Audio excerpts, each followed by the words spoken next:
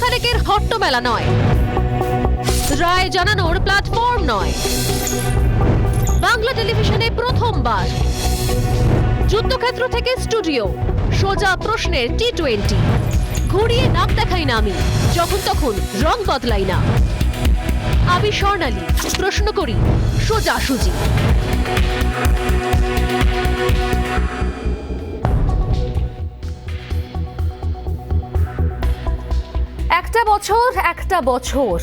একটা বছর পার, একটা বছর জুড়ে শুধু ঘাসফুল বারবার, নির্বাচনের উপভোগ বা পুরো ভোটের বাদ্যি, জয় জয়কার সর্বত্র ভাই, বিরোধী শূন্য সত্যি। একটা বছর ঘর ছাড়া আর হুমকি শাসানি, একটা বছর ঘর ছাড়া আর হুমকি শাসানি, একটা বছর আইন আদালত ভরসাই পারানি। একটা বছর চলে গেল তাই শুধুই পথ চেয়ে, একটা বছর চলে গেল তাই শুধুই পথ চেয়ে, একটা বছর শেষে আবার আজ 2রা মে। 2021 সালের 2রা মে থেকে আজ 2022 সালের 2রা মে। এই এক বছরে গঙ্গা দিয়ে যতটা জল গড়িয়েছে প্রায় ততটাই বদলে গিয়েছে বাংলার রাজনীতি। এক বছর আগের এই দিনে গঙ্গাপাড়ের নীল বাড়ি দখলের লড়াইয়ের ফয়সালা হয়েছিল। এক বছরের আগে গঙ্গাপাড়ের নীল বাড়ি দখল, সেই নবান্নের দখলের লড়াইয়ের আগে যুযুধান দুই পক্ষ ছিল। সবাই ভেবেছিলেন এবার লড়াইটা হবে জোর টক্কর, একদম শিয়ানে কোলাকুলি। কিন্তু সেই টক্কর শেষে রেজাল্ট যখন বেরোলো তখন দেখতে পাওয়া গেল টক্কর তো শিয়ানে হয়নি, সমানে হয়নি। ঢালাও ভোট, দুহাত উজাড় করে মানুষ সমর্থন জানিয়েছেন, ভালোবাসা জানিয়েছেন, আবেগ জানিয়েছে শুধুমাত্র ঘাসফুলের জন্য। ইতিহাস তৈরি করে তৃতীয়বারের জন্য নবান্ন দখল করে তৃণমূল কংগ্রেস। আর অন্যদিকে আপকি বার 200 পার, সেই আপকি বার 200 পার করার মতো স্লোগান দিয়েও 2 অঙ্কের গণ্ডিতেই আটকে থাকতে হয়েছে গেরুয়া রথকে। তারপর থেকেই ক্রমশ ক্ষয় ক্ষতি বেড়েছে বিরোধী বিজেপি শিবিরে। আর অন্যদিকে ঘাসফুলের দাপট বেড়েই চলেছে। ঘটনার পরম্পরায় বিচারে একটা বছর অনেক কিছু সাক্ষী, অনেক। আর তা নিয়ে 2 যুযুধান বিজেপি এবং তৃণমূলের এক বছরের মার্কশিট তাই ভরে রয়েছে অনেক সমীকরণ, অনেক সাবজেক্ট, অনেক নাম্বারে। এক বছরে তৃণমূলের এগোনোর মাপকাঠি ভোট বৃদ্ধি ধরা হলে তার সব থেকে বড় নজির হালে জেতা আসানসোলের ফল। যে আসনে কোথাও কোনোদিনও খাতা খুলতে পারেনি ঘাসফুল, সেখানে 3 লাখের বেশি ভোটে জয় উল্লসিত করেছে তৃণমূল কংগ্রেসকে। সত্যি যদি মার্কশিটের দিকে চোখ রাখা যায় এক বছর পর, তাহলে মার্কশিটটা কিন্তু সত্যি ভীষণ রঙিন, রঙে 6 লাখ, অনেক রং, অনেক শেড, অনেক ডাইমেনশন, অনেক মাত্রা। অন্যদিকে ক্রমশ ক্ষয় হতে হতে আজ এই ক্ষয়িষ্ণু শক্তিতে পরিণত হয়েছে বিজেপি। কেন বলছি কথা? কারণ একের পর এক ভোটে মুখ থুবড়ে পড়েছে পদ্ম শিবির। যে প্রত্যাশা, যে সম্ভাবনা দেখেছিলাম আমরা 2019-এ, 2021-এ রেজাল্ট বেরোনোর পর তা কার্যত তাসের ঘরের মতো ভেঙে পড়েছিল। আর এই এক বছরের যদি পরিসংখ্যান দেখি, তাহলে এক বছরে রথের চাকা কার্যত বসে গিয়েছে পদ্ম শিবিরের। কিন্তু কেন এমন পরিস্থিতি কেন হলো? অনেকেই বলছেন এর পিছনে রয়েছে সাংগঠনিক দুর্বলতা এবং অন্তর্দ্বন্দ্ব। বিদ্রোহ আর পদত্যাগের মিছিল চলছে, ক্রমশ চলছে। বিভিন্ন সময় অন্তর্কলহের বিষয়টা ধরা পড়েছে বিজেপি নেতাদের মুখেই। শুধুমাত্র অন্তর্কলহের বিষয় নয়, একই সঙ্গে একে অপরের বিরুদ্ধে মন্তব্য করতে, কাদা ছুড়তেও দ্বিধা করেননি তারা। হাতিয়ার করেছেন কখনো সংবাদ মাধ্যম, কখনো বা সোশ্যাল মিডিয়া। কিভাবে একটা ছোট্ট বক্তব্য, পাল্টা বক্তব্যগুলো শুনবো, কিভাবে এই অন্তর্দ্বন্দ্বগুলো প্রকাশ্যে এসছে, শুনে নেওয়া যাক। আমি বলেছি সাংগঠনিকভাবে তার অভিজ্ঞতা কম, কারণ সংগঠনের দায়িত্ব নিয়ে কাজ, এটা উনিও গিয়ে সব জায়গায় বলেছেন আমাদের যারা পুরনো নেতা, যে আপনারা আমার চেয়ে পুরনো পার্টিতে। আমিও বলতাম তাই যখন দায়িত্ব নিলাম। মাসের অভিজ্ঞতা ছিল রাজনীতিতে ওনার, 6 মাস থেকে 1 বছর উনি সাধারণ সম্পাদক ছিলেন পার্টির। তারপরে পার্টি ওনাকে রাজ্য সভাপতি বানিয়েছে। আমি হয়েছি, আমার 2.5 বছরের অভিজ্ঞতার পর আমি রাজ্য সভাপতি হয়েছি। চীনে তো সবাই গেছে এই সুকান্ত মজুমদারকে, সেটা নিয়ে কোনো ইয়ে নেই। সময়ের সাথে সাথে মানুষ অনেক কিছু শেখে এবং গোটা জীবনটাই শেখার। ঠিক আছে, কতদিন আর লজ্জা পাবেন? দল ছেড়ে দিন। যারা দলের জন্য কিছুই করেননি, দল যাদেরকে সবচেয়ে বেশি দিয়েছে, তারাই দলের সবচেয়ে বেশি ক্ষতি করেন। আমি তো নিজের থেকে ছাড়বো না, কারণ আমার দলের মতাদর্শে বিশ্বাস আছে। দিলীপ ঘোষের যদি পছন্দ না তো উনি আমি ছাড়িয়ে দিন, উনি তো সর্বভারতীয় সহসভাপতি। গত বছর 2রা মেতে শাসকের বিপুল ভোটের জয় যেমন এসেছে, তেমনই জুটেছে অস্বস্তি শাসকের দিক থেকে। সেই অস্বস্তি ভোট পরবর্তী হিংসাকে কেন্দ্র করে। এখনো পর্যন্ত বহু মানুষ ঘরছাড়া, কার্যত নিজ ভূমে পরবাস। তাই আজ শাসক দল একদিকে যেখানে তৃতীয়বারের সরকারের বর্ষপূর্তি উদযাপন করছে, ঠিক তখন অন্যদিকে ভোট পরবর্তী হিংসায় বর্ষপূর্তিতে পথে বিজেপি। দিনভর সেই ছবি দেখলাম আমরা। বঙ্গজ রাজনীতিতে এখন ভোট পরবর্তী হিংসা রীতিমতো তরজার বিষয়।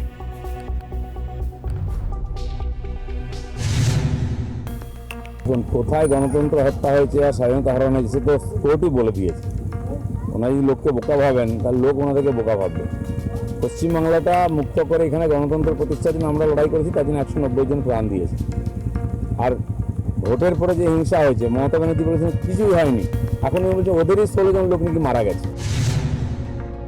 যারা পশ্চিমবঙ্গের বাইরে বিভিন্ন জায়গায় গিয়ে শান্তির বাণী প্রচার করতে চাইছেন, যারা দিল্লিতে গিয়ে বলছেন যে পশ্চিমবঙ্গে ভারতীয় জনতা পার্টির কেন্দ্রীয় নেতৃবৃন্দ গিয়ে মিথ্যা সন্ত্রাসের গল্প বলছে, আজকে তাদের রাজত্বে মুখ্যমন্ত্রী শপথ নেবার পর 33 জন বিজেপি কর্মী খুন হয়ে গেল। জ্যোতিপ্রিয় মল্লিক মার্কা যারা সাপের মতন পিটিয়ে মারতে হবে বিরোধীদের, এইটা বলার পরেও কোর্টে কোনো অভিযোগ হয় না, তার থেকে ভয় যায় যে আমাদের রাজ্যের চেহারাটা কিরকম। শুধু ভোট পরবর্তী হিংসা নয়, দুর্নীতি ইস্যুও থেমে থাকেনি 1 বছরে। সত্যি যদি 1 বছর পার করে শাসকের মার্কশিট দেখতে হয়, তাহলে কি নেই তাতে বলুন তো? দেবাঞ্জন দেব পর্ব এখনো টাটকা। ভ্যাকসিন নিয়ে দুর্নীতি, শহরের বুকে ভুয়ো টিকা ক্যাম্প চালিয়ে বিখ্যাত হয়েছিলেন দেবাঞ্জন, সেই কাদা লেগেছে শাসকের গায়েও। এসএসসি থেকে শুরু করে একাধিক দুর্নীতি মামলার তদন্ত করছে সিবিআই, এবং তাতে নাম জুড়েছে শাসক দলের অনেকেরই। দুর্নীতি এই 1 বছরে বঙ্গজ রাজনীতির অন্যতম হট টপিক। হাজার হাজার বেকার যুবক এখন পশ্চিমবঙ্গে, শিক্ষিত বেকার যুবক, তারা কর্মহীন হয়ে পড়ে আছে, শুধু মেলা আর দেখানোর জন্য খেলা। বড় স্ক্যাম হচ্ছে, এত বড় দুর্নীতি হচ্ছে, ফ্রডরা ঘুরে বেড়াচ্ছে সরকারের রন্ধ্রে রন্ধ্রে, সেটা ওনার দেখার দায়িত্ব, বিজেপি দেখার দায়িত্ব নয়। বিজেপি তো কমপ্লেন করবে, মানুষকে ঠকাচ্ছে, এটা বিরোধী পার্টি হিসেবে আমাদের বলার দায়িত্ব, আমরা তুলে ধরবো। সরকারের দায়িত্ব সত্য সামনে নিয়ে আসা, দোষীদের সাজা দাও। আমরা সিবিআই তদন্ত চাইছি, কারণ কি একটি মানুষ যে নীলবাতি নিয়ে ঘুরে বেড়াচ্ছে, যে কলকাতা শহরের বুকে দাঁড়িয়ে এরকম ধরনের কোভিড সেন্টার করছে, যার জন্য পারমিশন লাগে, যে একটি অ্যাকাউন্ট খুলেছে, ব্যাংক অ্যাকাউন্ট কলকাতা মিউনিসিপ্যাল কর্পোরেশনের নামে, আর প্রশাসন কিছু জানে না, এটা বিশ্বাসযোগ্য না।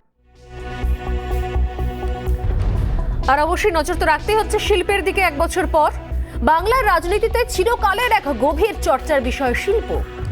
সৌভাগ্য না দুর্ভাগ্য আমাদের জানা নেই, তবে আশ্চর্যজনকভাবে এ রাজ্যে শিল্প অতি স্পর্শকাতর বিষয়।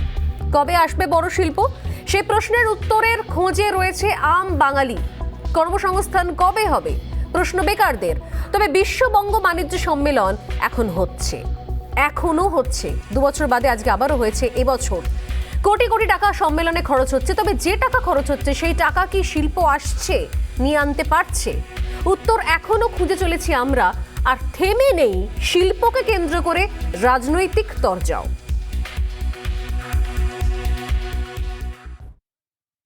দেউচা পাঁচামি নিয়ে উনি ভোটের আগে থেকে রাজ্যবাসীকে মিথ্যা প্রতিশ্রুতি দিচ্ছেন।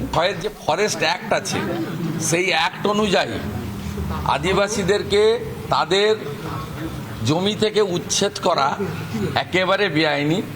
স্বাভাবিকভাবে এই প্রজেক্টটা হবে না। অর্থাৎ বাংলায় 500 টাকার ভাতা, 28 টাকা দামের মদের বোতল, এই নিয়ে বাংলার মানুষকে থাকতে হবে, চাকরি নাই, শিল্প নাই। আর বলছেন কেন যে কোনো কাজ হয়নি? হয়েছে তো। আপনি আসানসোলের দিকে যান, ওখানে দুটো বড় বড় গেট হয়েছে। ওখানে বেঙ্গল লিডস বলে দুটো বড় বড় গেট হয়েছে এই 11 বছরে। আশা করি আরও কয়েক বছর যদি থাকে এই দলটা, তাহলে নিশ্চয়ই বিল্ডিং ফিল্ডিং হয়তো তৈরি হবে। এখন মোটামুটি কয়েকটা গরু ঘুরে বেড়াচ্ছে ওখানে। শিল্প সম্মেলনের নামে কি হচ্ছে?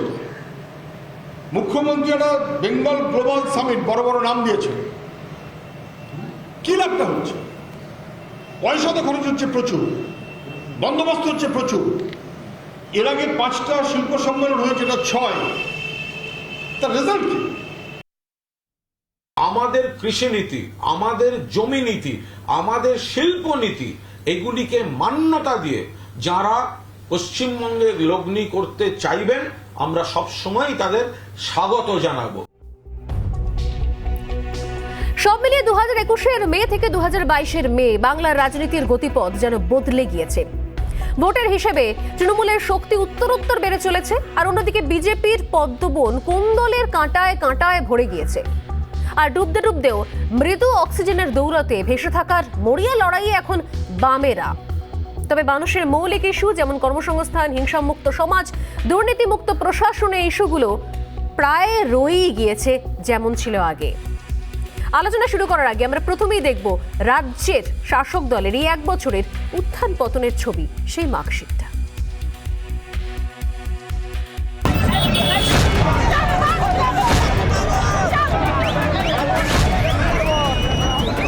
কোনো কনফিউশন নেই। 221 সিটে যারা যেতে তাদের কাছে ওটা কোনো কনফিউশন নাই।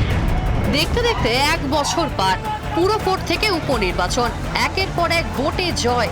গত 1 বছরে পাল্লা দিয়ে আয়তনে বেড়েছে তৃণমূল, কিন্তু এত কিছুর পরেও অস্বস্তি এড়াচ্ছে না ঘাসফুলের অন্দরে।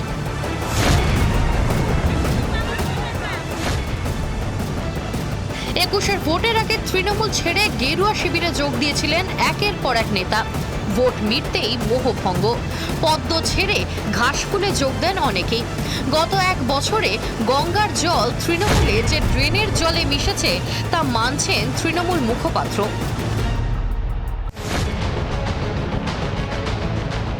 একুশের ভোট মিটতেই হিংসার অভিযোগ সামনে আসে।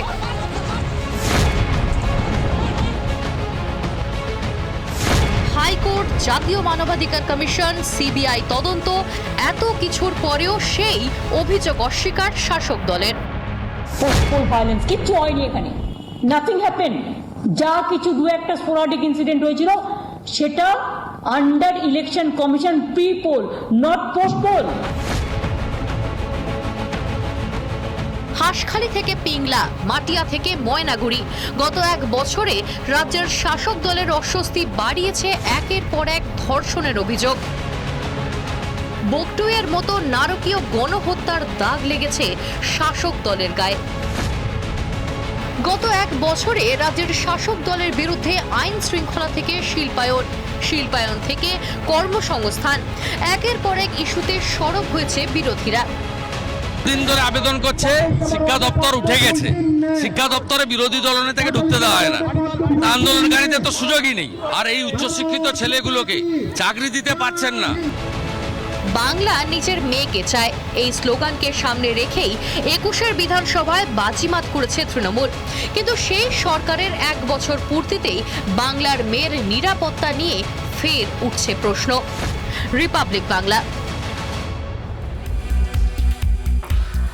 অনেকগুলো প্রশ্ন উঠে আসছে এই দুই পক্ষের মার্কশিটকে কেন্দ্র করে। সরাসরি নজর রাখছি সেদিকে, তারপর চলে আসছি আজকের আলোচনায়। নজর রাখছি আজকের প্রথম পোল কোয়েশ্চেনে। 1 বছরে আরো কি দাপট বেড়েছে তৃণমূল কংগ্রেসের? দ্বিতীয় পোল কোয়েশ্চেন, দুর্নীতি হিংসা ইস্যুতে স্বস্তি অধরা তৃণমূলের? তৃতীয় প্রশ্ন, বসে গিয়েছে কি বিজেপির রথের চাকা?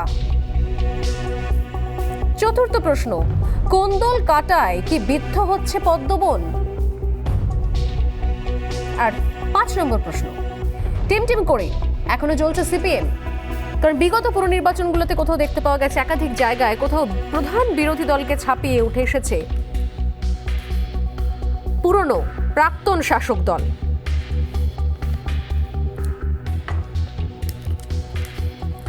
যারা রয়েছেন এই মুহূর্তে আমাদের সঙ্গে আলোচনা, আমি এক এক করে চলে আসি। এই মুহূর্তে স্টুডিওতে রয়েছেন তৃণমূল কংগ্রেস মুখপাত্র অরূপ চক্রবর্তী, আপনাকে স্বাগত রিপাবলিক বাংলা, এবং রয়েছেন সন্ময় ব্যানার্জি বিজেপি মুখপাত্র, আপনাকেও স্বাগত। এর সঙ্গে রয়েছেন রাজনৈতিক বিশ্লেষক ডক্টর সৌমিক দাস। সৌমিকবাবু, আপনাকেও স্বাগত রিপাবলিকে। আমি প্রথমেই যেহেতু শাসকের মার্কশিটের প্যাকেজ নিয়েছিলাম, প্রতিবেদন দেখিয়েছিলাম, প্রথমেই অরূপ চক্রবর্তীকে দিয়ে শুরু করি। অরূপ, কোথাও কি মনে হয় সেই 2রা মে আরও 1 বছর পার, এই 1 বছরে যে বিপুল প্রত্যাশা নিয়ে মানুষ দুহাত ভরে ভোট দিয়েছে তৃণমূল কংগ্রেসকে, সেই তার ফলে 1 বছর সেই আবার ফিরে দেখা 2রা মেতে এসে কি পেলাম? একটার পর একটা দুর্নীতি, চাকরি নেই, শিল্প নেই, তার সঙ্গে ঘর ছাড়া হিংসার মতো এত বড় একটা কোথাও অপবাদ শাসক দলের মাথার ওপরে। গোটা দেশে এই মুহূর্তে দাঁড়িয়ে কোনো বিরোধী দল যদি সব থেকে বেশি অপবাদ দিয়ে থাকে, তাহলে সেটা হয়েছে এই রাজ্যের ক্ষেত্রে এই শাসক দলের বিরুদ্ধে, যার জন্য থানা পুলিশ থেকে শুরু করে আইন, আদালত, মানবাধিকার কমিশন সবকিছু ঘোরা হয়ে গেছে, সিবিআই পর্যন্ত লাগু হয়ে গেছে। তার সঙ্গে রাজ্যের নেতামন্ত্রীদের জন্য সিবিআই, একটার পর একটা স্ক্যাম, দুর্নীতি। কোথাও কি মনে হচ্ছে যে ঠিক যে আশা নিয়ে তৃতীয়বারের জন্য সরকার নির্বাচিত করেছিল মানুষ, কোথাও সেই আশা পূরণ থেকে অনেকটা দূরে রয়ে গেল শাসক দল? দেখুন, যে আশা নিয়ে মানুষ পূরণ করেছিল তার আগে কি ছিল ঘটনাটা সেটা ভুলে গেলে চলবে না। এক, আপ কি বার 200 পার, 19-এ হাফ 21-এ সাফ। আমি বাকিদের কথা ছেড়ে দিই। এটা তো বিরোধী দলের স্লোগান বলছেন, আপনাদের স্লোগান তো নয়। আপনি বলবেন না আমি বলবো? আপনি বলবেন, আশা করি আনইন্টারাপ্টেড আপনি বলবেন, বাকিরা যেরকম কিন্তু বলেন শাসক দলের প্রতিনিধি হিসেবে তারপর তার শাসক দলের প্রতিনিধি ইন্টারাপশন করতে হয়। আমি জানি না রিপাবলিক এরকম কোনো স্ট্যান্ড আছে কিনা। এনিওয়ে, হাউএভার, ছেড়ে দিই। রিপাবলিকের কোনো স্ট্যান্ডই নেই। রিপাবলিক প্রথমেই প্রশ্ন করলে আপনাকে শাসক দলের মার্কশিট নিয়ে, আপনি স্লোগান শুরু করলেন বিজেপির স্লোগান। আমি তো বিরোধী নিয়ে আপনাকে প্রশ্নই করিনি। প্রশ্নটা করলে তো উত্তরটা শোনার ধৈর্য রাখতে হবে। একটা জিনিসে বক্তব্য রাখতে গেলে কনক্লুশনে আসার সময়টুকু দিতে হবে। রিপাবলিক যদি সময় না দেবে তাহলে কি করা যাবে বলুন? আমি আসি, সময়টা দিন দয়া করে। শেষে আপনারা বলবেন যে আপনাদের বলতে দেওয়া হয় না। এখন তো বলতে পারছি না, শুরু থেকে অলরেডি 2 মিনিট হয়ে গেল, বলতে পারলাম না। তো যাই হোক, আজকে এই বিতর্কের মাঝখানে মানুষ কি গ্রহণ করেছেন না পরিত্যাগ করেছেন তার প্রমাণ তো 2রা মের পরে একটার পর একটা ফার্স্ট ফেজে 3টে বিধানসভার উপনির্বাচন, তারপরে 4টে বিধানসভার উপনির্বাচন, কলকাতা পুরসভার নির্বাচন, আসানসোল, শিলিগুড়ি, বিধাননগর, চন্দননগরে কর্পোরেশন নির্বাচন এবং 118টা পুরসভার নির্বাচন। সর্বত্র বাংলার মানুষ রায় দিয়েছেন। কোথাও কোনো আপনারা অভিযোগ তুলেছেন, মিডিয়া বিরোধী দল যে কথা বলছেন, এই যে বলছেন না বিদ্ধ সমালোচনায়, বিদ্ধটা কোথায়? বিদ্ধটা মিডিয়ায়। সাধারণ মানুষ দেখছে বিরোধী দল রাস্তায় কোথায়? বিরোধী দল শুধুমাত্র মিডিয়ায় অথবা রাজভবনে বিরোধী দল অস্তিত্ব। বিরোধী দলের প্রসঙ্গে আমি যাচ্ছি না অরূপ বাবু, আমার বক্তব্য হচ্ছে, আমি যে শুরুতেই বললাম, আপনি হয়তো জানেন না যে এসএসসি চাকরি প্রার্থী নিয়ে প্রতিদিন প্রচুর ছেলেমেয়েরা রাস্তায় বসে থাকেন, তারা সংবাদ মাধ্যমে মুখ খোলেন। আপনি জানেন ভারতবর্ষের বুকে সবচেয়ে বড় চাকরির বিতর্ক কোথায় রয়েছে? ব্যাপক কেলেঙ্কারি। সেটা নিয়ে আমরা কদিন শো করে যাই না, কিন্তু সেটা বাংলার ইস্যু নয় নিশ্চিতভাবে, কিন্তু আমাদের দেশেরই ইস্যু। যে এসএসসি নিয়ে আপনি বলছেন, সেই এসএসসি নিয়ে তো হাইকোর্ট মামলা হয়েছে, সেই সিবিআই এর তত্ত্বাবধান, হাইকোর্টের তত্ত্বাবধানে সিবিআই তদন্ত চলছে। তো আসুক না তদন্তের রেজাল্ট। আর সিবিআই কথা বলছেন, আমার হাসি আজকে অবাক লাগছে। আমার ছোটবেলায় পড়া কবিতা মনে পড়ছে, 19টি বার ম্যাট্রিক এসে ঘায়াল হয়ে থামলো শেষে। 19 বছর হতে চললো, 18 বছর পেরিয়ে। রবীন্দ্রনাথের নোবেল চুরি সিবিআই আজ অব্দি উদ্ধার করতে পারলো না। শুধু তাই না, সিবিআই নিজে কোর্টে হলফনামা জমা দিয়ে বললো আমরা ওভারবার্ডেন, আমাদের কাছে আর কেস দেবেন না। এই যতগুলো মামলা সিবিআই তদন্ত হয়েছে, একটা তদন্তের অগ্রগতি কি? শুধুমাত্র বিরোধী রাজনৈতিক দলের লোকদের টার্গেট করে বিজেপিতে নিয়ে আসা ছাড়া। এ রাজ্যের লিডার অফ অপোজিশনকে সিবিআই এর টার্গেট অভিযুক্ত। আসামের যে মুখ্যমন্ত্রীকে আজকে এখানে মিছিলে আসার কথা বলা হয়েছিল সকালবেলা, আসামের মুখ্যমন্ত্রী হেমন্ত বিশ্ব শর্মাকে রোজ ভ্যালির প্রাইম অ্যাকিউজড। আজকে সিবিআই তো রাজনৈতিক টুল। তো সিবিআই তদন্তে মানুষ বিশ্বাসযোগ্যতা নেই। আমি শুধু এবার আসছি রিপাবলিকের কথায়। আজকে 2রা মে, আমি যেটা বলছিলাম, আপনি মাঝখানে ইন্টারাপশন করালেন, 19 হাফ 21 হাফ এসব কিছু বলতেই যাচ্ছি না। রিপাবলিক টিভি আজকের দিনে দাঁড়িয়ে, আজকের আগের দিন সমীক্ষা দিয়েছিল নীলবাড়ি কার, 138 থেকে 148 দিয়েছিল ভারতীয় জনতা পার্টিকে। রিপাবলিক টিভির সমীক্ষা, তারপরের ফল বাংলার মানুষ দেখেছে। আর সন্ময় দ্বারা আমি বলছি, আমি জাস্ট এই প্লিজ সাম আপ করতে দিন। তার থেকেও ভালো সমীক্ষা আপনি করেছিল। নিজেই বললেন সমীক্ষা, সমীক্ষা তো সমীক্ষাই হয়, সমীক্ষা তো মার্কশিট আমি নয়। তো বলছি মার্কশিট নয় তো। সন্ময়দারা তো আপনাদের থেকেও আরেক ধাপ এগিয়ে ইউটিউব চ্যানেলে মন্ত্রিসভা গঠন করেছিলেন। আমি জানি না সন্ময়দার মনে আছে কি না, আজ থেকে 1 বছর আগে সন্ময়দার সেই ইউটিউবের চ্যানেলের মন্ত্রিসভা গঠন, আমি জানি না সন্ময়দা সেদিনকে কোন মন্ত্রীর দপ্তরের দায়িত্ব ভেবেছিলেন। সন্ময়দা আদৌ অর্থাৎ দপ্তরের আপনার দায়িত্ব বক্তব্য আছে যে কিনা আমি জানি না। এক বছরে যে 1 বছরে দুর্নীতি, বাংলার মানুষ দেখেছে বাংলার যে জনমুখী প্রকল্প সেটা মমতা বন্দ্যোপাধ্যায় কন্টিনিউ 1 করেছে। বছরে মানুষ কি বাংলার দেখেনি? মায়েরা লক্ষ্মীর ভান্ডার পেয়েছে, বাংলার মানুষ বাংলার কি মেয়েরা কন্যাশ্রী হ্যাঁ, পেয়েছে, হ্যাঁ, একদম, একদম, বাংলার একদম। মেয়েরা রূপশ্রী আমি তো পেয়েছে, ভুলেই বাংলার গিয়েছিলাম। মানুষ স্বাস্থ্যসাথী সুবিধা আমি তো ভুলেই পেয়েছে। গিয়েছিলাম এই এত অর্থনৈতিক প্রতিবন্ধকতা সত্ত্বেও লক্ষ্মীর ভান্ডারের প্রথম দিন থেকে শুরু করে একাধিক দিন লক্ষ্মীর ভান্ডারকে কেন্দ্র করে কিরকম কি ছবি জেলা স্তরে ধরা পড়েছে। তাহলে আপনি বলছেন ভ্যাকসিন দুর্নীতি হয়নি, দেবাঞ্জন দেব ধরা পড়েনি, ভ্যাকসিনে এগুলো কোনো একটা দেবাঞ্জনের বিষয় ঘটনা নয়। নিয়ে কলকাতা পুরসভা প্রম্পট অ্যাকশন নিয়েছে। আর যে রাজ্যকে মডেল দেখাচ্ছেন দেশের মধ্যে সেই উত্তরপ্রদেশ, এমনকি কুম্ভ মেলায় পর্যন্ত জাল আরটিপিসিআর কিট করিয়ে সারা ভারতবর্ষে সেকেন্ড ওয়েভ তাপসবাবু ছড়ানো বোধহয় হয়েছিল। আপনাদের দলেরই বিধায়ক, তাপসবাবু বোধহয় আপনাদের দলেরই বিধায়ক। ভ্যাকসিন নিয়ে বলছেন তো, দেবাঞ্জনের কথা তো উল্লেখ করলেন। আরো অনেক উদাহরণ রয়েছে, আমি আসবো এক এক করে। আমি সন্ময়দার কাছে আসি, একটু সন্ময়দার কাছে আসি। অনেকগুলো পয়েন্ট অরূপ চক্রবর্তী শুরুতেই প্রথমে বললেন যে মানুষের যে ভরসা, মানুষের যে রায়, তারপর যে এগুলো ঘটনাগুলো ঘটেছে এগুলো সবটাই কোথাও হয় কি, তাহলে আমি ধরে নিচ্ছি বিচ্ছিন্ন ঘটনা হিসেবে।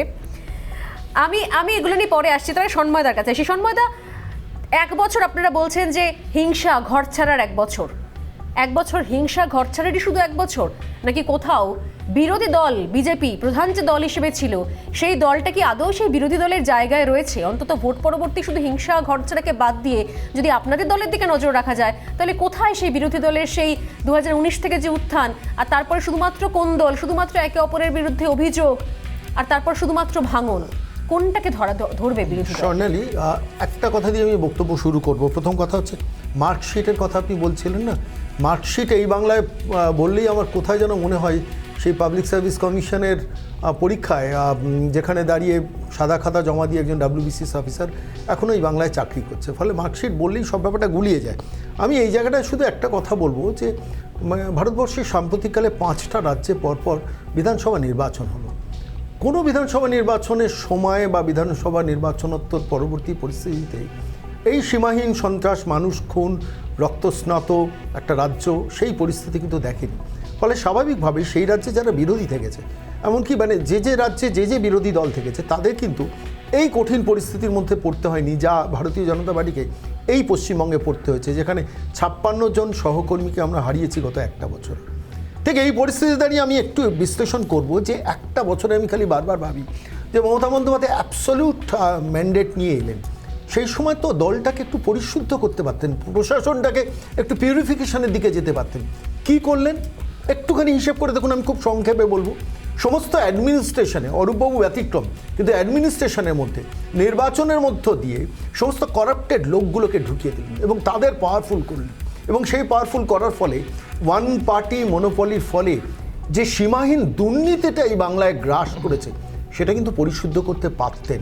আমার খালি বারবার মনে হয় 2011-র মমতা বন্দ্যোপাধ্যায়, যে সময় আমিও ব্যক্তিগতভাবে মমতা বন্দ্যোপাধ্যায়কে সমর্থন করতাম, যে একটা পরিচ্ছন্ন ভাবমূর্তি, একটা মূল্যবোধের আদর্শের রাজনীতি নিয়ে মমতা বন্দ্যোপাধ্যায় 2011-এর রাইটার্স হয়ে নবান্নে গিয়েছিলেন।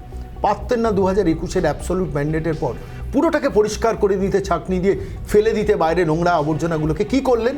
উল্টে সমস্ত করাপ্টেড লোকগুলোকে কিন্তু অ্যাডমিনিস্ট্রেশনের মধ্যে, পার্টির মধ্যে তুলে নিয়ে চলে এলেন, যার আলটিমেট রেজাল্ট হচ্ছে আমফানের ট্রিপল লুট থেকে, রেশনের চাল লুট থেকে, ভ্যাকসিন লুট থেকে যে কথাগুলো চুরি কাণ্ডে যার নাম এসেছে শুভেন্দু অধিকারী, তিনি তো এই মুহূর্তে আপনাদের দলের না না শুভেন্দু অধিকারীর নামে যে ট্রিপলের কাহিনীটা, সেটা আপনারা যদি জানেন আপনারা নিজেরাও আসবেন। সেটা হাইকোর্ট থেকে সেটাকে পুরো ডিসকার্ড করে দেওয়া হচ্ছে শুভেন্দুবাবুর নামটা, 1 নম্বর। 2 নম্বর, আমি একটু বলিনি। আমি শুধু একটা তথ্য বলি আপনার সামনে, আপনি বলবেন। এই যে আপনি বললেন, আমি ঘড়ি কাউন্ট করছিলাম, 1 মিনিট 58 সেকেন্ড আপনি আনইন্টারাপ্টেড বললেন। আমি বলা 14 সেকেন্ডের মধ্যে ইন্টারাপশন এসেছিল। আচ্ছা, না ব্যাপারটা হচ্ছে আপনারা শাসক দলে আছেন।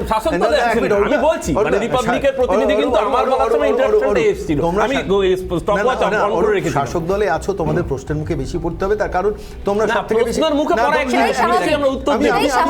আমি আসছি বিজেপির সেন্ট্রাল গভর্নমেন্টের ব্যাপারে যখন আলোচনা হবে তখন আমাদেরও সেই প্রশ্নের মুখে পড়তে হবে। প্রথম কথা হচ্ছে, আমি যে জায়গাটা ভাবছিলাম যে সবথেকে বেশি একটা বছরে যে জায়গাটা যে সেগমেন্টটার ক্ষতিগ্রস্ত হয়েছে সেই সেগমেন্টটা হচ্ছে কর্মসংস্থানের জায়গাতে। বাংলা তার মেয়েকে চায় বলে হোর্ডিং হলো, বাংলা তার মেয়েকে বেছে নিল, আর সেই বাংলা অন্যান্য ঘরের গরিব ঘরের মেয়েগুলো যারা চাকরির পরীক্ষায় উত্তীর্ণ হলো তারা SLST ছেলে মেয়েগুলো গান্ধী মূর্তির পাদদেশে 406 দিন অনশনে বসে রয়েছে। কর্মশিক্ষার পরীক্ষার্থীরা সেই বাংলার মেয়েরা তারা মাতঙ্গিনীর মূর্তির তলায় বসে রয়েছে। আমার বক্তব্য হচ্ছে যে বিরোধী দল হিসেবে বিজেপির বা ভূমিকা এই ক্ষেত্রে কি? এখানে তো আমরা তাদের নিয়ে আন্দোলন করলাম। আমরা সাম্প্রতিককালে বিকাশ ভবনে আমাদের যুব মোর্চা কোথাও কি মনে হয় এই যে লাগাতার যে ক্ষয়িষ্ণু সন্ময়দা এই উপনির্বাচন থেকে শুরু করে পুরো ভোটের নির্বাচন পর্যন্ত কোথায় আপনারা রয়েছেন? মানে দেখুন স্বর্ণালী, দেখুন দেখা গেছে দ্বিতীয় সারিতে সিপিএম উঠে এসেছে। তাহলে এই মানুষের যে পাবলিক ইস্যুগুলো যেগুলোর কথা আপনারা বলছেন, যেগুলোর কথা বলে আপনারা শাসক দলকে বিঁধছেন সেই জায়গাগুলোতে আপনারা কোথায় রয়েছেন? আপনারা কোথায় মানুষের পাশে ছিলেন? বিজেপি যেহেতু মূল বৃহত্তম শক্তি হিসেবে উঠে এসেছিল, তৃণমূল সরকারের মূল বা তৃণমূল দলের মূল আক্রমণটা ছিল, অভিমুখটা ছিল বিজেপির দিকে। এই যে 56 জন মানুষ মারা গেছে, কজন সিপিএম এর লোক মারা গেছে, মূল আক্রমণটা আমাদের দিকে এসছে। ফলে স্বাভাবিকভাবে আমরা ক্ষতবিক্ষত হয়েছি, আমরা গ্রাম ছাড়া হয়েছি, আমরা ঘর ছাড়া হয়েছি। আজকের দিনে এই দুপুরে দাঁড়িয়ে 5টা মানুষ রক্তাক্ত হয়েছিল কলকাতার মাটিতে দাঁড়িয়ে। অভিজিৎ সরকার বলে ছেলেটা এবং তার 5টা পোষ্য কুকুরকে পর্যন্ত নৃশংসভাবে পরেশ পালের বাহিনী মেরেছিল। সব থেকে বেশি আক্রমণ তো আমাদের ওপরে হয়েছে। ফলে স্বাভাবিকভাবে আমরা ঘর ছাড়া হয়েছি। এখন তারপর আমরা ঘুরে দাঁড়ানোর লড়াইটা করছি। আজকে একটা ঐতিহাসিক মিছিল তো কলকাতা দেখলো। আমি আসবো সন্ময়, এই যে ঘুরে দাঁড়ানোর লড়াইয়ের কথা আপনারা বলছেন, সেই ঘুরে দাঁড়ানোর লড়াইটা কেমন ছিল আমি সেই ছবিটাও দেখাবো। নিঃসন্দেহে আমাদের সঙ্গে রয়েছেন রাজনৈতিক বিশ্লেষক সৌমিক দাস। আমি সৌমিকবাবু আপনার কাছেও আসবো এবং আবারও অরূপবাবুর কাছে আসবো। যদিও আশা করবো অরূপবাবু প্রসঙ্গেই উত্তর দেবেন, তাহলে আমাকেও আর ইন্টারাপ্ট করতে হয় না। একটা ছোট্ট বিরতি নিয়ে ফিরে আসছি, সঙ্গে থাকুন।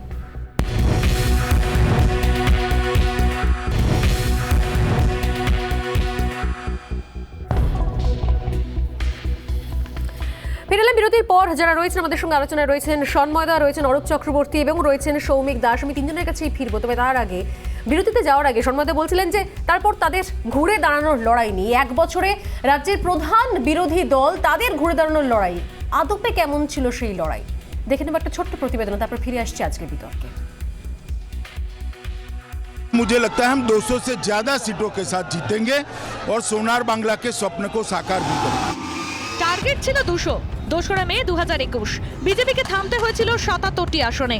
1 বছরে ক্ষয় বেড়েছে গেরুয়া শিবিরের অন্দরে।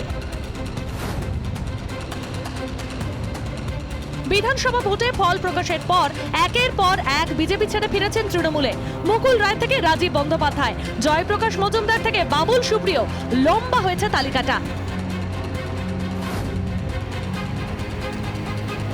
গত 1 বছরে পুরো নির্বাচন থেকে উপনির্বাচন, একের পর এক ভোটে ভরাডুবি গেরুয়া শিবিরের। হাতছাড়া হয়েছে আসানসোল লোকসভা।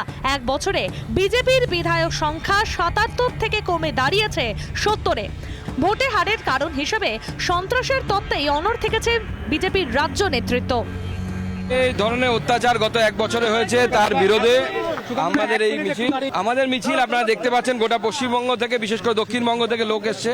একটা দুঃখের চ্যাপ্টার পশ্চিমবঙ্গের ইতিহাসে নয়, ভারতবর্ষের গণতন্ত্রের ইতিহাসে এটা কালো অধ্যায় হিসেবে লেখা থাকবে। আমরা এটা ভুলতে দিচ্ছি না, ভুলছিও না, ভুলবো না। গত 1 বছরে নির্বাচনী বিপর্যয়ের পাশাপাশি রাজ্য বিজেপির অন্দরে সংঘাত তুঙ্গে। আমি বলেছি সাংগঠনিকভাবে তার অভিজ্ঞতা কম, কারণ সংগঠনের দায়িত্ব নিয়ে কাজ, এটা উনিও গিয়ে সব জায়গায় বলেছেন আমাদের যারা পুরনো নেতা, যে আপনারা আমার চেয়ে পুরনো পার্টিতে। আমিও বলতাম তাই যখন দায়িত্ব নিলাম। মাসের অভিজ্ঞতা ছিল রাজনীতিতে ওনার, 6 মাস থেকে 1 বছর উনি সাধারণ সম্পাদক ছিলেন পার্টির। তারপরে পার্টি ওনাকে রাজ্য সভাপতি বানিয়েছে। আমি হয়েছি, আমার 2.5 বছরের অভিজ্ঞতার পর আমি রাজ্য সভাপতি হয়েছি। চিনে তো সবাই গেছে এই সুকান্ত মজুমদারকে, সেটা নিয়ে কোনো ইয়ে নেই। সময়ের সাথে সাথে মানুষ অনেক কিছু শেখে এবং গোটা জীবনটাই শেখার। মাত্র 1 বছরের ছন্ন ছাড়া বিজেপি। বিধানসভায় শূন্য পাওয়া বামেরাও উপনির্বাচন, কলকাতা পুরো ভোটে বিজেপিকে জোর টক্কর দিচ্ছে। দলের অন্দরে যখন এই অবস্থা, তখন ভোট পরবর্তী সন্ত্রাসে ঘরছাড়া বহু বিজেপি কর্মী। বিধানসভা ভোটে যারা দায়িত্ব কাঁধে তুলে নিয়েছিলেন গেরুয়া ঝান্ডা, ঘরছাড়াদের ঘরে ফেরাতে আইনি লড়াই চললেও বিজেপি নেতৃত্বকে সেভাবে সামনে দেখতে পাওয়া যায়নি। সব মিলিয়ে গত 1 বছরে বঙ্গ বিজেপির চরম অস্বস্তিতে তা সকলের সামনে স্পষ্ট। রিপাবলিক বাংলা। ফিরে আসছি বিতর্কে। 2 রাজনৈতিক দলের কাছে তুমি আসবো, তবে তার আগে সৌমিকবাবুর কাছে আসছি। সৌমিকবাবু, কি মনে হয় যে সত্যি সত্যি বিরোধী দল হিসেবে আদৌ কি রাজনীতির ময়দানে সমানে সমানে টক্কর দিতে পেরেছে বিরোধী দল, নাকি তৃণমূল শুধুই অ্যাডভান্টেজ পেয়ে গিয়েছে? অ্যাডভান্টেজ বলবে কিনা আমি জানি না, তার কারণ তৃণমূল দলে দলনেত্রী তো বলেছেন মানুষের ভালোবাসা এবং আশীর্বাদের কথা। মিডিয়া বলতো যে ভিক্টরিটা ল্যান্ডস্লাইড ভিক্টরি, এবং প্রকৃতভাবেই এটা ল্যান্ডস্লাইড ভিক্টরি। কিন্তু এইরকম একটা ল্যান্ডস্লাইড ভিক্টরির পরে সেই রাজ্যে যেখানে এটা ঘটলো সেখানকার মানুষের কি কি আশা থাকতে পারে এবং সেই আশাগুলোর কতটা চরিতার্থ হলো, সেইটাই কিন্তু আসল বিশ্লেষণ। আমরা এ ধরনের একটা ভিক্টরির পরও কিন্তু দেখলাম তারপরে যে খুচরো ইলেকশনগুলো হলো, কলকাতা পুরসভা এবং তারপর যে পৌরসভা নির্বাচন, সেগুলোই আমরা দেখতে পেলাম যে সাধারণ মানুষ আক্রান্ত হচ্ছেন, ভুয়ো ভোটার ভোট দিচ্ছে, এসব কিছু খণ্ডচিত্র তো দেখলাম। তার পাশাপাশি দেখলাম মারাত্মকভাবে গণতন্ত্রের যে চতুর্থ স্তম্ভ, সেই সাংবাদিকরা আক্রান্ত হলেন, রক্তাক্ত হলেন। ল্যান্ডস্লাইড ভিক্টরি আসার পর কেন এটার প্রয়োজন, আমার একজন বিশ্লেষক হিসেবে তার কোনো উত্তর নেই আমার কাছে। দ্বিতীয়ত, মানুষ এইরকম ভাবে 10 বছর ধরে যে গভর্নমেন্ট, সেই গভর্নমেন্টই আরেকবার এলো তৃতীয়বার, তার থেকে তার উন্নততর প্রশাসন এবং উন্নততর আইন ব্যবস্থা এক্সপেক্ট করে। এবার অদ্ভুত ভাবে দেখা গেল এই যে ভিক্টরি, এর ফলে যে একটা প্রবল উচ্ছ্বাস, সেই প্রবল উচ্ছ্বাসে দলের নিচের তলার যে কর্মী, তাদের ওপর তৃণমূলের সুপ্রিম অথরিটি বা রাজ্য স্তরের নেতারা একটা অদ্ভুতভাবে কন্ট্রোল লুজ করলেন। আইন শৃঙ্খলার পরিস্থিতি খুব ডিকাপলড হলো এবং আমরা দেখতে পেলাম পুলিশ তার মধ্যে কোথাও অতি সক্রিয় এবং কোথাও প্রচন্ডভাবে নিষ্ক্রিয় একটা ভূমিকায় দেখতে পাচ্ছি পুলিশকে। এবং আমাদের কলকাতা হাইকোর্ট সেইখানে দাঁড়িয়ে 12 মাসে 13 পার্বণের মতো 12 কেসে 13টা সিবিআই দিয়ে দিল এই কদিনের মধ্যে। এবার সিবিআই হলেই যে সমস্ত তদন্তের সমাধান হবে এবং মানুষ নিজের অধিকার ফিরে পাবে, মানুষের বিচার পাবে, এরও কোনো মানে নেই। তার কারণ সিবিআই এর ট্র্যাক রেকর্ডও তো খুব খারাপ। তো কিন্তু যেটা অদ্ভুত লাগলো যে এই পুরো সময়টার মধ্যে একটা জিনিস মেনে নিতে হবে, 3 বার তৃণমূল কংগ্রেস ভোট জিতেছে, 7 বছর ধরে কোনো স্বচ্ছ সরকারি নিয়োগ করতে পারেননি। যে জায়গায় দাঁড়িয়ে দেশের আমাদের রাজ্যের যে যুব সম্প্রদায়, তারা মারাত্মকভাবে ক্ষতিগ্রস্ত হয়েছে। যে দল এরকম পরিমাণ ল্যান্ডস্লাইড ভিক্টরি নিয়ে আসবে, সেই দলের আমাদের ভবিষ্যৎ প্রজন্মের ভবিষ্যৎ সুরক্ষিত করার জায়গাটায় সব থেকে গুরুত্ব দেওয়া উচিত ছিল। এবং যে রাজনৈতিক হিংসার কথা বারবার মিডিয়া বলছে, এদিকে সন্ময় বাবুকেও বলতে শুনলাম এবং খুব যথাযথভাবে অরূপ বাবুকে সেটাকে উড়িয়ে দিতে শুনলাম, কিন্তু হিংসা কিন্তু একটা হয়েছে। এই হিংসার যদি কোনো যৌক্তিকতা না থাকতো, মিডিয়া এবং বিরোধী নয়, একই সঙ্গে রিপোর্টও হয়েছে, একাধিক হিংসার ক্ষেত্রে সিবিআই তদন্ত হয়েছে, মানবাধিকার কমিশনের রিপোর্ট রয়েছে। আছে তো। আমি আসবো সমীর দা, আপনার বক্তব্যের সূত্র থেকে আমি আবারও চলে আসি অরূপদার কাছে, এবং একই সঙ্গে অর্থাৎ আপনার বক্তব্য থেকে স্পষ্ট যে বিরোধীদের ক্ষেত্রে কিছু করার ছিল না, অর্থাৎ যেভাবে আপনি পুরোটাই শাসক দলের ছবিটা তুলে ধরলেন, তাতে একটা বিষয় স্পষ্ট যে প্রত্যাশা নিয়ে এই বিপুল ল্যান্ডস্লাইড ভিক্টরি, সেটা নিয়ে কোথাও আপনি প্রশ্ন তুলে দিলেন। মানুষ তো ভোট দিয়েছে কিছু প্রত্যাশা নিয়ে, এটা তো ঘটনাই। আমি আসবো সোজাসুজি অরূপ চক্রবর্তীর কাছে, কি বলবেন অরূপ? না, আমি প্রথমে আপনার যে টপিকটা ছিল সেটা হচ্ছে ঘুরে দাঁড়ানোর লড়াই নিয়ে, আমি সেটা একটু আসছি। দয়া করে আমাকে একটু আনইন্টারাপ্টেড বলতে দেবেন। আমি দুটো সেগমেন্টে ভাগ করছি। বিরোধীরা ঘুরে দাঁড়াচ্ছে রাজ্যে। বিরোধী কারা? আগে ছিল সিপিএম, এখন হচ্ছে বিজেপি। সিপিএম এর জোটসঙ্গী ছিলেন এখানে আব্বাস। মুখ্যমন্ত্রী কে হবে আমি ঠিক করবো। আমি আস্তে আস্তে 2রা মের ঠিক আগের টুইটগুলো দেখছিলাম। সূর্যকান্ত মিশ্র জানিয়েছিলেন ত্রিশঙ্কু হলেও তৃণমূলকে সমর্থন দেবে না, বামে না।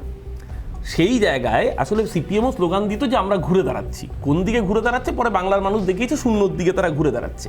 কিন্তু ঘুরে দাঁড়ানোর লড়াইতে আজকে আব্বাসের পরে আজকে উড়িব্বাস, মানে বিজেপি যে এভাবে সুন্দর করে ফলো করছে সেটা বুঝতে পারিনি। কদিন আগে বালিগঞ্জের উপনির্বাচন হলো, উপনির্বাচনে সিপিএম হারার পর মিছিল করলো, আর আজকে সিপিএমকে সুন্দর করে ফলো করে 2রা মের বর্ষপূর্তিতে, নতুন তৃণমূল সরকারের 3য় বর্ষপূর্তিতে বিজেপি আজকে মিছিল করলো। এই যে ঘুরে দাঁড়ানোর লড়াই বিজেপি দেখাচ্ছে, লড়াইটা কার সাথে কার? তথাগত রায়ের সাথে দিলীপ ঘোষের, পিটার মিস্ত্রি 8+ পাস করা পিটার মিস্ত্রি, নাকি সুকান্ত মজুমদারের সাথে লকেট, নাকি জয়প্রকাশ বাবুলের কথা আপনারাই দেখাচ্ছেন? আর এই সাংবাদিক আক্রান্ত হলেন, আমার খুব আমি বিনয়ের সাথে জানতে চাইছি, কদিন আগে ত্রিপুরা একটা টুইট করেছিলেন শ্যাম মীরা সিং, ত্রিপুরা ইজ বার্নিং। এই টুইটের জন্য তাকে ইউএপিএ দেওয়া হয়েছে। মধ্যপ্রদেশের বুকে আমরা দেখেছি সাংবাদিকদের 18 জন সাংবাদিককে নগ্ন করে জেলে আটকে রাখা হয়েছে শুধুমাত্র বিজেপি বিধায়কের বিরুদ্ধে খবর পরিবেশন করায়। গৌরী লঙ্কেশ আমাদের স্মৃতিতে আজও টাটকা। তাই এই জায়গায় দাঁড়িয়ে শুধুমাত্র যারা মিডিয়ার উপর বেঁচে রয়েছে না, আজকে বিজেপির এই অবস্থা কেন হচ্ছে জানেন তো? 77টা এমএলএ আজকে 69-এ নেমেছে কেন? শুধুমাত্র মিডিয়ার ভরসায় বেঁচে রয়েছে। রাস্তায় মানুষের পাশে না থেকে আন্দোলন করে শুধু মিডিয়ায় বাইট দিলে আজকে ঘরে এই নিজেদের ঘরেই আগুন লাগবে। আজকে তার প্রমাণ জয়প্রকাশ মজুমদার থেকে শুরু করে এই সাম্প্রতিককালের একটা অর্জুন সিং। বেশ বেশ, আমি সম্মাদার উত্তর নেব, তবে তার আগে আমাকে এমন একটা অন্য প্রশ্ন রয়েছে, শুধুমাত্র মিডিয়ার সামনে মুখ খোলা বা এইভাবে যেটা আপনি বলছেন শুরু বিজেপি কোন আন্দোলন মানুষের সাথে মাঠে দাঁড়িয়ে কনসিস্টেন্টলি পারফর্ম করেছে? একটা আন্দোলন দেখান মিডিয়ার সামনে ছাড়া বিজেপি রাস্তায় দাঁড়িয়ে মানুষের পাশে বামেরাও আন্দোলন করেছে। বিজেপি কোন আন্দোলনে কনসিস্টেন্টলি? আমরা বলছি না বিজেপির নেতৃত্ব বলছে, এক বছরের যে আমরা বলছি না বিজেপির নেতৃত্ব বলছে, সেটাকেও বলা হচ্ছে ফলো করে তুলছে দিলীপ ঘোষ বলছে নেতৃত্বের যোগ্যতা নিয়ে কথা, আমরা বলছি না। স্বর্ণালী একটা কথা বলি, মানে কর্মসংস্থানের প্রশ্নে গান্ধী মূর্তির পাদদেশে যেখানে ছেলে মেয়েগুলো 406 দিন রাত জাগছে, সেইখান থেকে কালীঘাটে মমতা বন্দ্যোপাধ্যায় বা অভিষেক বন্দ্যোপাধ্যায়ের হরিশ্চাইজ স্ট্রিটের বাসিন্দাদের মানে দূরত্ব হচ্ছে 3 থেকে 5 কিলোমিটারের দূরত্ব। সেখানে তারা যাওয়ার সময় প্রয়োজন মনে করেনি। বারবার বিজেপি নেতৃত্ব শুভেন্দু অধিকারী থেকে ডক্টর সুকান্ত মজুমদাররা ছুটে গেছেন সেখানে। এক দ্বিতীয়ত বিকাশ ভবনে যেখানে আমাদের শিক্ষামন্ত্রী ব্রাত্য বসু কদাচিৎ সময় পেলে নাটক টাটক ছেড়ে মাঝে মধ্যে যান, সেই বিকাশ ভবনের সর্ববৃহৎ মিছিলটা সাম্প্রতিককালে যুব মোর্চা করলো, যেখানে জলকামান ব্যবহার করতে হলো তৃণমূলের প্রশাসনকে। আমার প্রশ্নটা একটা অন্য জায়গা, মানে এই কি করলো সেটা আমি সংক্ষেপে উত্তরটা দিয়ে আমি মূল জায়গাটায় আসছি, যে 5.5 লক্ষ সরকারি চাকরির কর্মসংস্থান কেন বিলুপ্ত হলো? কেন কিসের জন্য বিলুপ্ত হয়ে গেল? আজকে ইউনেস্কো রিপোর্ট আপনারা স্বর্ণালী বারবার দেখিয়েছেন 1,15,000, এই মুহূর্তে 1,48,000 শিক্ষকের চাকরি ভ্যাকেন্ট, সেইখানে সমস্ত কর্মসংস্থান বন্ধ। আপনি সাম্প্রতিককালে একটা রিপোর্ট জানেন কিনা জানি না, রিপোর্টটা বেরিয়েছে মানে একদম রাজ্য সরকারের এখান থেকে, যেখানে দাঁড়িয়ে 3125টা স্কুলে হেডমাস্টার হেডমিস্ট্রেস নেই। একাধিক স্কুলে যেখানে 350-400 ছেলে মেয়ে রয়েছে, সেখানে একজন প্যারা টিচার কিংবা একজন মানে group C group D staff দিয়ে স্কুলগুলো চলছে। এখানে ঢোকানো যেত না ছেলে মেয়েগুলোকে? আমার সব থেকে মূল যে জায়গাটা আমি আসবো, এখানে এক্ষুনি মিডিয়া নিয়ে কথা হচ্ছিল না, অরূপদা খুব ভালো মানুষ, তিনি মিডিয়া নিয়ে খুব সুন্দর ব্যাখ্যা করছিলেন। পশ্চিমবঙ্গের মাটিতে দাঁড়িয়ে এই এত মুখ্যমন্ত্রী এত রাজনৈতিক দলের নেতা নেত্রীরা বক্তব্য রাখেন, কেউ কোনোদিন বলেছেন যে টিভির টক শোগুলো দেখবেন না, দেখুন সিরিয়ালগুলো? বিজ্ঞাপন কেন দেন? হোর্ডিংয়ে বিজ্ঞাপন দেন। ভারতবর্ষে এতগুলো রাজ্যের মুখ্যমন্ত্রী আছেন, কেউ কখনো সেখানকার টিভি চ্যানেল সম্বন্ধে এই ধরনের বক্তব্য রাখেন? মিডিয়াকে এর থেকে বড় কেউ আক্রমণ হতে পারে?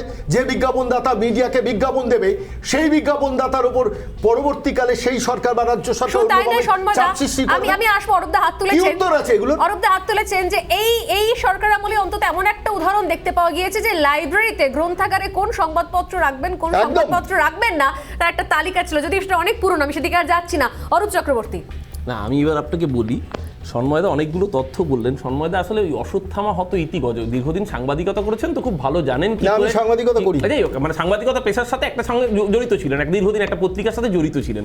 সন্ময়দা জানেন একটা গ্লাসের অর্ধেকটা জল থাকলে অর্ধেকটা খালি কি করে দেখাতে হয়। সন্ময়দা ভুলে গিয়েছেন 2014 সালে যখন নরেন্দ্র মোদী দেশের প্রধানমন্ত্রী হন, তার আগে ওনার প্রতিশ্রুতি ছিল বছরে 2 কোটি বেকারের কর্মসংস্থান, আর আজকে নীতি আয়োগের তথ্য বলছে নরেন্দ্র মোদী 7 বছরের জামানায় নতুন করে 18 কোটি। আপনি অন্যান্য রাজ্যের উদাহরণ দিচ্ছেন, আমাকে একটা বলুন তো কোন রাজ্যে সাম্প্রতিককালে বকটুয়ের মতো ঘটনা ঘটেছে?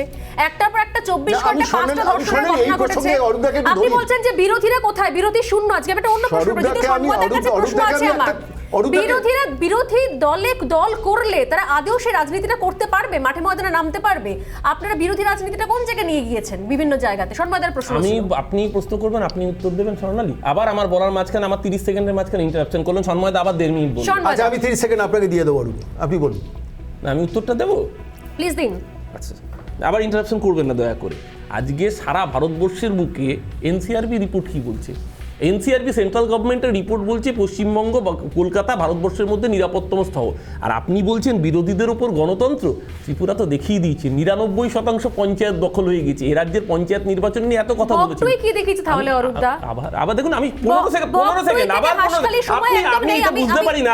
রিপাবলিকের যদি স্ট্যান্ড এটাই হয় যে তৃণমূলের না তৃণমূলের মুখপাত্রকে বলতে না স্বর্ণালী না এটা হতে পারে না যে তৃণমূলের মুখপাত্র বলা শুরু করলে পিংলা এই ঘটনাগুলো তৃণমূলের মুখপাত্র বলা শুরু করলেই যদি 10 সেকেন্ডের মধ্যে ইন্টারাপশন হয় তাহলে কাইন্ডলি আপনারা তৃণমূলের প্রতিনিধি ডাকবেন না।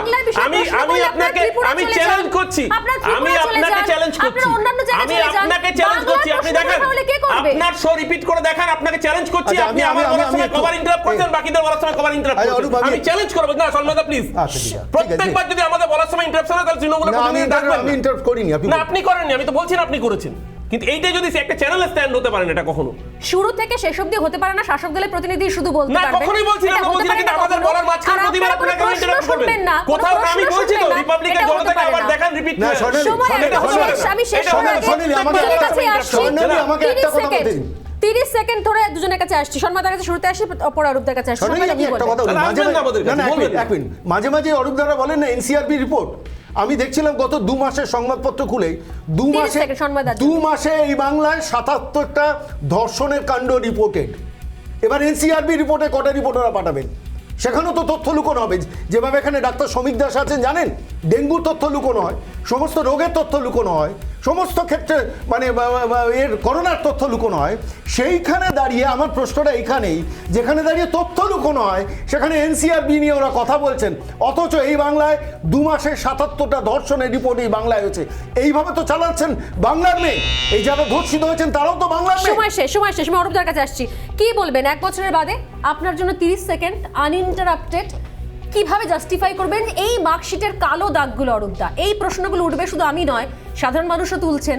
কিভাবে জাস্টিফাই করবেন এই কালো দাগগুলো? আমি তো ভোট চাপ্পা ভোট বাদ দিলাম, এই যে কালো দাগগুলো লাগছে সেগুলো কিভাবে জাস্টিফাই করবেন? পোস্টপোল ভায়োলেন্স নিয়ে আদালতের মনিটরিং এ সিবিআই ইনভেস্টিগেশন করেছে, আদালতের কাছে সিবিআই এনভেলাপে রিপোর্ট জমা দিয়েছে এবং সেই রিপোর্টে সিবিআই ক্যাটেগরিক্যালি বলেছে যে 29টা ধর্ষণের ঘটনা যেটা পোস্টপোল ভায়োলেন্সে বিজেপি অভিযোগ করেছে, একটি ঘটনার সারবত্তাও সিবিআই খুঁজে পায়নি। এই কথা আমরা বলছি না, সিবিআই আদালতকে জমা দেওয়া রিপোর্টে বলেছে। সেই বন্ধ এনভেলাপের রিপোর্ট আপনারা জানেন কি করে? শেষ করতে দিন প্লিজ।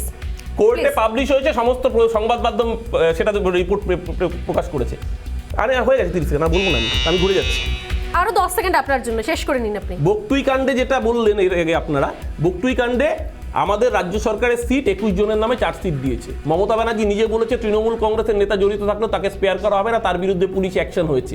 ওই 21 জনের চার্জশিট যাদের নামে চার্জশিট দেওয়া হয়েছে, সিবিআই এসে তার বাড়তি একটা নাম চার্জশিট যোগ করতে পেরেছে। ওই 21 জনের নামে সিবিআই চার্জশিট করেছে।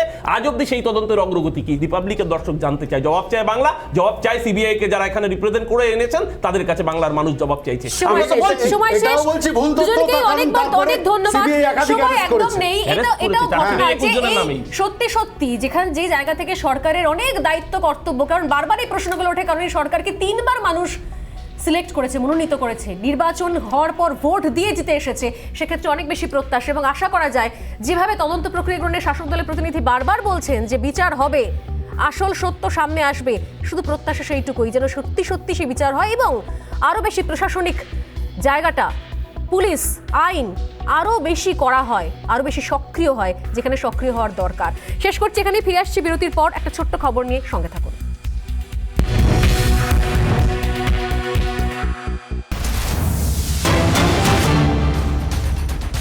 যে খবরে নজর রাখছি, বহরমপুরে ভর সন্ধ্যে কলেজ ছাত্রীর গলায় ছুরি। গোড়াবাজারে ঘটে এই ঘটনাটি। গোড়াবাজারে কলেজ ছাত্রীর ওপর হামলা এক যুবকের। যেরকম জানতে পারা যাচ্ছে, বহরমপুর গার্লস কলেজের পড়তেন ওই ছাত্রী, পড়েন ওই ছাত্রী, বহরমপুর গার্লস কলেজের ছাত্রী, তার উপরই হামলা। ভর সন্ধ্যেবেলা বহরমপুরের গোড়াবাজারের ঘটনা। বহরমপুরের গোড়াবাজারে কলেজ ছাত্রীর ওপর ছুরি দিয়ে হামলা। বহরমপুরের গোড়াবাজারে খবরে নজর রাখছিলাম আমরা। ভর সন্ধ্যেবেলা ঘটে এই ঘটনা। অবশ্যই এই সংক্রান্ত খবর এবং অন্যান্য গুরুত্বপূর্ণ খবরে নজর থাকবে। তবে সোজাসুজি স্বর্ণালী এই পর্যন্ত, আবার দেখা হবে আগামীকাল। নমস্কার।